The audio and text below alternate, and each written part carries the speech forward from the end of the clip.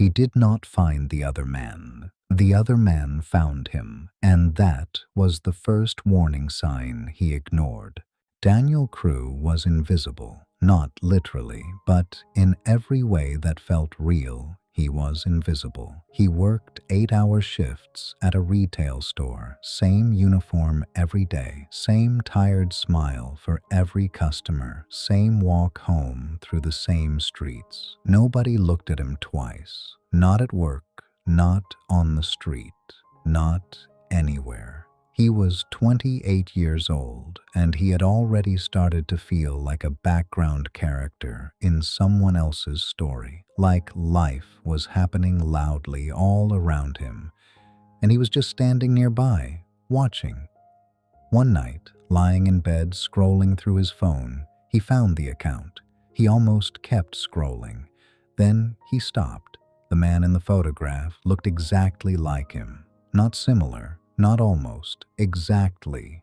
Same jaw, same eyes, same dark hair falling slightly to the left, like looking into a mirror that had somehow gotten a better life than he had. The account belonged to someone called Ryan Miles, 276,000 followers, a lifestyle influencer, travel, fashion, exclusive events, a penthouse apartment in the city, comments full of people saying things like, goals, you are everything. I wish I was you. Daniel stared at the screen for a long time. Then he put his phone down, turned off the light, and told himself it was just a coincidence. But he kept going back every night for 2 weeks, scrolling through Ryan Miles's life like it was a movie he could not stop watching. The restaurants, the events, the smiling photographs with beautiful people. Every post got thousands of likes within minutes. Every comment was an affirmation. Every story was watched by more people than Daniel had ever spoken to in his entire life. He started to notice something uncomfortable inside himself. Not just envy, something deeper. A quiet, desperate voice saying, that should have been me. Not because he had worked for it, not because he had earned it, just because the face was his. And somehow that felt like it meant something. Then Ryan Miles disappeared. Not gradually, not with any announcement. One day the account was active. The next day it was gone, deleted completely. No explanation, no final post, no goodbye. Daniel checked every day for a week. Nothing. He told himself he was just curious. But the truth was simpler and sadder than that. He had been using Ryan Miles' life as a window to look through when his own felt too small, and now the window was gone. 3 weeks after the account disappeared, Daniel's phone buzzed with a message from an unknown number. It said only this: you look exactly like me. I need your help. Come to this address. Tell nobody. An address followed. Daniel stared at the message for a very long time. Every sensible part of his brain said, do not go. But a different part, the invisible part that was tired of being invisible, said, this is the most interesting thing that has ever happened to you. He went. The address was a penthouse apartment, clean, expensive, perfectly styled, like every photograph Daniel had spent 2 weeks studying. Ryan Miles opened the door. In person, the resemblance was even more startling, like standing across from a version of yourself that had taken every right turn you had missed. Ryan looked exhausted, not tired the way Daniel was tired after a long shift, tired in a deeper way, like someone who had been running for a long time and was not sure they could keep going. I need to disappear, Ryan said, without any small talk. There are people I cannot explain right now who I need to get away from. I need someone to be me for a while. Just maintain the account. attend 2 scheduled events, nothing complicated. Daniel looked around the apartment. "Why me?" he said. Ryan looked at him with an expression that was almost sad. "Because you are the only person on earth who could pull it off." He handed Daniel a phone, a key card, a diary. "Everything you need is in there," he said. "Do not read the diary." Then he left, and Daniel stood alone in the most beautiful apartment he had ever been inside, and felt for the first time in years like he existed. The first few days were extraordinary. Daniel posted on the account and watched the likes flood in within seconds. He attended an event, and people greeted him like a returning hero. They laughed at things he said. They leaned in when he spoke. They took photographs with him and immediately posted them. He had never experienced anything like it. The validation was instant and constant and completely overwhelming. He started to understand why Ryan had built this life. When the whole world is telling you that you matter, it is very easy to start believing that the attention is the same thing as meaning.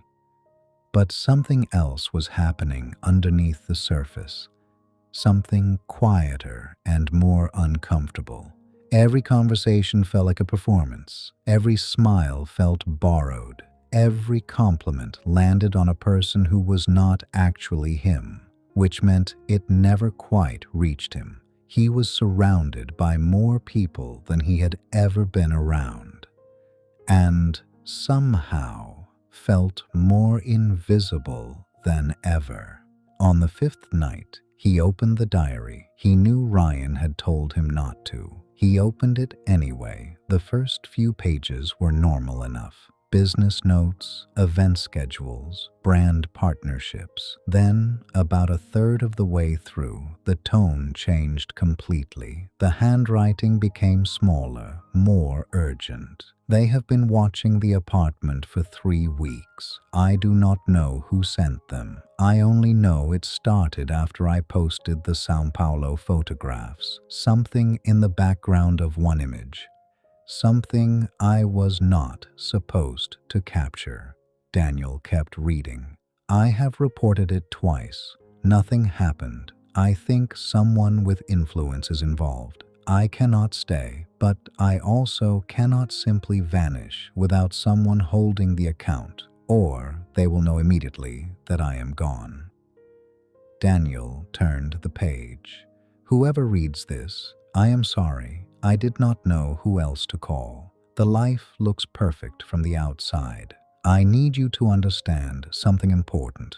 I built all of this to feel like I mattered.